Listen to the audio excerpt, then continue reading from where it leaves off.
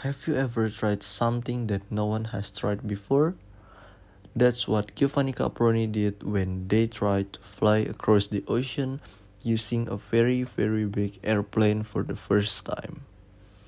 Imagine it's the early 1900s. If you wanted to travel across the ocean to America, your only option was a ship. The journey was taking so long, so slow, and so dangerous. But some people had a bold idea. What if we could fly instead? This is the story of how early pioneer, despite the risk, started dreaming of crossing ocean through the sky.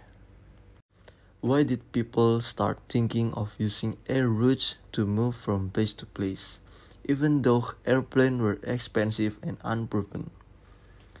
So, sea travel was slow and difficult in the early 1900s. Traveling across the ocean, especially to America, could only be done by ship. This method was very slow, often taking weeks, and it wasn't always safe due to storms or limited navigation technology.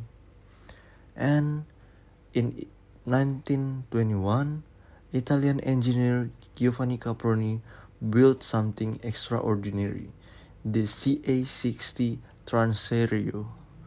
This plane was massive, designed with 9 wings, 8 engines, and room for 100 passengers. At the time, this is a wild idea. People had never seen anything like it. Caproni's goal was to create a plane that could fly across the Atlantic. He believed that air travel could change the future of transportation.